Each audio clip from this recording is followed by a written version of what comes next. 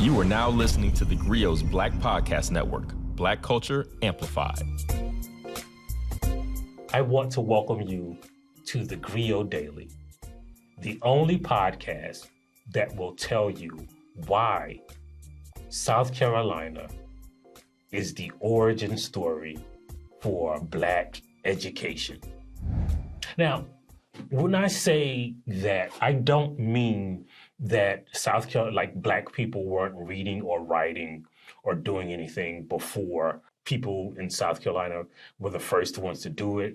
But what I'm saying is you have to realize there's this thing that happened in South Carolina that was kind of different than the concept of slavery everywhere else in America. See, South Carolina, one of the first cash crops in America was rice. And on South Carolina plantations, man, rice is hard to grow. And so South Carolina's plantation owners actually went to what they call the Gold Coast of Africa, where people actually grew rice in large quantities. And they brought those enslaved people here to build and engineer the systems that would create America's, second cash crop. The first one would probably be tobacco, but it was the first one that could actually feed this country.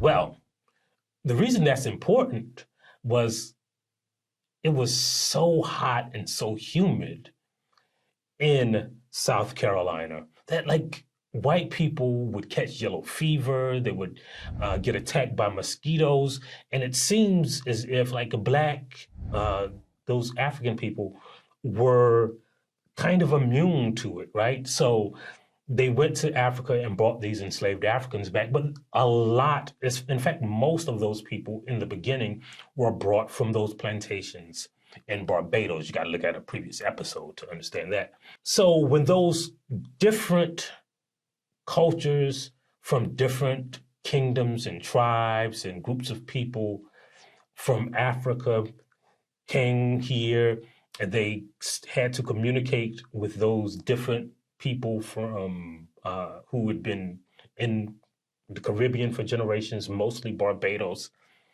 They had to figure out a way to communicate with each other. And that is what gave us the Geechee Gullah culture. The Geechee Gullah culture is a mixture of West African and Caribbean tradition, which is also rooted in West African ethnicities and people. But it was perhaps America's first non-indigenous culture, right? Aside from the Native Americans. The Geechee Gullah culture was created in the absence of white people because they did not want to hang around those hot, humid, diseased plantations, especially the rice plantations on the coast of South Carolina. So these people learned how to communicate without white people. They learned how to create their own food, how to grow their own food, how to talk to each other. And because white people were not around, they taught each other how to read and write, even though it was against the law. So when that Stono Rebellion happened, again, it caused the Negro Act of 1740, but white people really weren't around to enforce it. So Black people knew that reading and writing was illegal, but they still did it because, again, the white people weren't around. And then even when they were around, they really couldn't understand what they were saying because they were speaking in the Geechee Gullah language. Why is that important? And what does it have to do with today? Well, if that Negro Act of 1740 gave whites the right to whip any white person, not just the slave master, any white person had the right to whip a black person if they caught them reading or if they caught them writing. But still, there were enslaved people like Denmark Vesey who still read and wrote. And they passed it along to other children. They even had schools on plantation in secret. Then how do you think that black people do not value education if we risked our lives to educate ourselves? If we created America's first educational system, there is no logical explanation for the narrative that black people do not value education. But there's more proof. After emancipation, black people and the freedmen, they urged the Freedmen's Bureau to create these public schools. And those public freedmen's schools, after emancipation, after the Civil War, the attendance rate was 80%. Now, not like 80% of the people who like registered on the first day came to class like throughout the school year. 80% of school-age children went to school to educate themselves. And there were no truancy laws. There was no body riding around saying, baby, you better go to school. This was a self-motivated, self-actualized education system that was created by black people. It is absolutely a lie to say that black people do not want or value education.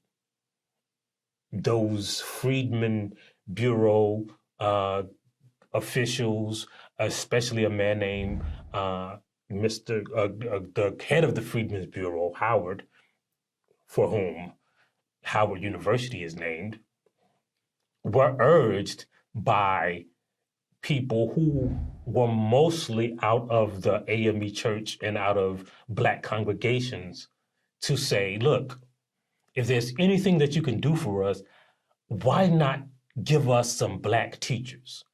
And so black people from the North, from Philadelphia, from New York, actually moved to South Carolina. A lot of those legislators that took over states during Reconstruction were African-American pastors and preachers who moved to the South and became teachers and educators, because that is how much we valued education. It is an ahistoric lie to say that black people never valued education. They risked their lives for it.